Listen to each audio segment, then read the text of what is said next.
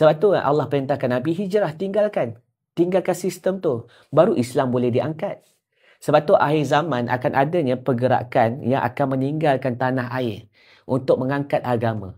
Siapa orang ni yang akan mengetuai itu? Itulah Al-Mahdi. Sebab tu Al-Mahdi ni dia akan bawa macam mana Nabi buat. Sebab tu Al-Mahdi dia akan bawa macam mana Nabi buat. Nabi hijrah kan, dia akan buat hijrah. Sebab tu kalau kita tengok mujaddid yang sebelum ni, apa mereka buat apa? Mujaddid, jatuh Utsmaniyah, mujaddid, Allah naikkan mujaddid kan. Mujaddid tu bawa usaha dakwah. Dan usaha dakwah ni akan bersambung dengan Al-Mahdi. Al-Mahdi akan bawa umat ni untuk hijrah. Untuk hijrah, untuk apa? Untuk kital. Hijrah, Allah turunkan bantuan. Turun bantuan melalui apa? Sebab tu Allah turunkan Nabi Isa AS. Sebab tu Nabi Isa, Al-Mahdi dengan Nabi Isa ni akan bawa perang. Sebab tu Nabi Muhammad ni dalam surah Muhammad. Kan dalam Al-Quran ada surah Muhammad. Surah Muhammad ni selain daripada dikenali sebagai surah Muhammad, surah itu dikenali sebagai surah kital. Sebab tu nama Muhammad ni dia akan bawa kita kepada kital. Ya, mujaddid 100 tahun sekali akan muncul. Maksudnya Al-Mahdi tu dah ada. Sebab tu Nabi perintahkan kita cari. Sebab tu Nabi beritahu dalam hadis Huzaifah pasal Jamaatul Muslimin. Nabi perintahkan kita cari Jamaatul Muslimin yang di dalamnya ada imam. Nabi perintahkan. Lepas tu Huzaifah tanya, "Ya Rasulullah, kalau aku tak jumpa jemaah tu, macam mana?" Nabi beritahu, tinggalkan semua Islam yang ada, firqah-firqah yang ada. Kau tinggalkan semua jenis-jenis Islam yang ada. Dan kau melarikan diri dalam hutan. Larikan diri dalam hutan. Kalau tak jumpa jemaah tu, syarat dia kena cari jemaah tu dulu. Kalau dah cari tak jumpa-jumpa, baru lari dalam hutan. Itu maksud dia. Bila lari dalam hutan, Nabi beritahu pegang akar pokok tu dan kau mati dalam keadaan Islam kau tu.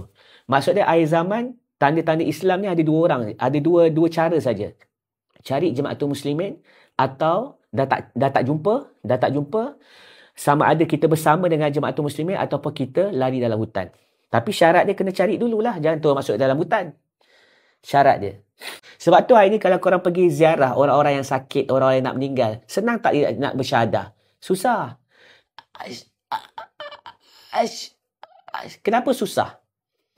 Sebab tu Nabi berkata umatku 1000 orang, 999 adalah ahli neraka. Seorang saja masuk syurga. Cuba kau tengok berapa ramai yang pakai siwak. Berapa ramai yang pakai siwak? Berapa ramai yang pakai siwak? Tak ramai. Sebab tu saya usahakan, saya bagi nasihat supaya kita kembali kepada sunnah. Ni, ada orang yang buatkan kayu berus gigi ni diperbuat pada kayu siwak ni. Kayu siwak ni jadi berus ni. Daripada korang pakai yang berus alif bayar tu, ataupun mereka kata mereka dah tukar kepada nylon. Nylon pun sama.